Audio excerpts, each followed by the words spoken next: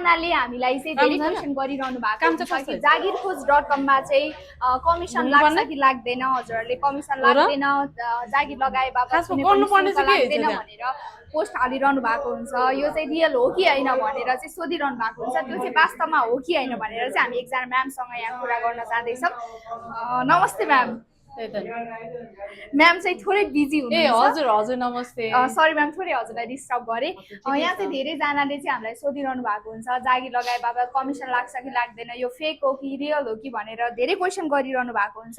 त्यसमा चाहिँ हजुरले के भन्न चाहनुहुन्छ? अब हजुरहरूले टिकटक होइन व्हाट्सएपहरूमा ग्रुपमा देख्दा पनि हजुरले निःशुल्क नै भनेर देखिरहनु भएको छ। अहिलेसम्म हाम्रोमा चाहिँ रिलमा र रियलमा फरक हुँदैन। रिलमा पनि एउटै हो, रियलमा पनि एउटै हो।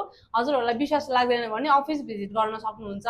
हजुरहरूले चाहिँ हजुर पढे लेखेको हुनुहुन्छ अथवा पढे लेखेको हुनुहुँदैन, जस्तो सुकै मान्छेलाई पनि हाम्रो अफिसमा चाहिँ जब लगाइदिन्छ। अथवा आज हजुरलाई आज आउने बित्तिकै अफिसमा आउने बित्तिकै काम पाउनु भएन भने पनि 1-2 दिन वेट गरेर हाम्रो ग्रुपमा एड भएर जान सक्नुहुन्छ र ग्रुपमा भ्याकेन्सीहरू हेर्न सक्नुहुन्छ। आफूले इच्छाएको भ्याकेन्सीहरूमा चाहिँ हामीलाई कल गरेर भ्याकेन्सी राखिदिइराख्नु, हामी आउँदैछौँ भनेर पनि गर्न मिल्छ।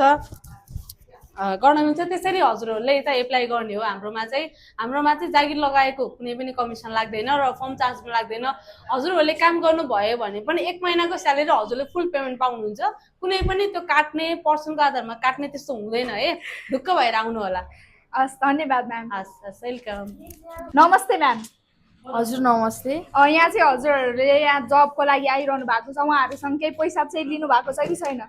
अहिलेसम्म चाहिँ लिएको छैन म्याम। अहिलेसम्म लिनु भएको छैन? लिएकै छैन, पछि पनि लिनेवाला छैन। पछि पनि फ्री नै हो? हजुर हजुर, हस् धन्यवाद म्याम। नमस्ते सर। नमस्ते म्याम। यो माइक थोरै पक्रिदिनु होला। हजुरले चाहिँ यो जागिरखोज.com चाहिँ टिकटक मार्फत देखेर आउनुभयो कि हजुरको कोही साथीको थ्रु आउनुभयो? टिकटकबाट देखेर आएको। टिकटकबाट देखेर आउनुभयो। सो हजुरले यहाँ जबको भ्याकेन्सी हेर्दै हुनुहुन्छ? हजुर, भ्याकेन्सी हेर्दै हुनुहुन्छ। उहाँ म्यामले चाहिँ के त्यस्तो जागिर लगाए बापत 500,000 त्यस्तो केही माग्नु भएको छ कि छैन? त्यस्तो केही लिनु भएको छैन। केही माग्नु भएको छैन। जबको लागि चाहिँ उहाँले के माग्नुभयो हजुरसँग? जबको लागि के माग्नुभयो म्याम? जबको लागि के माग्नुभयो? नागरिकता माग्नुभयो कि के माग्नुभयो? ओरिजिनल डकुमेन्ट चाहिँ नागरिकता नै भयो है। सो हजुरहरू चाहिँ जब हेर्दै हुनुहुन्छ, यहाँ कमिसन लाग्दैन रहेछ भनेर हजुरहरू आउनुभयो है। हस् त, धन्यवाद सर।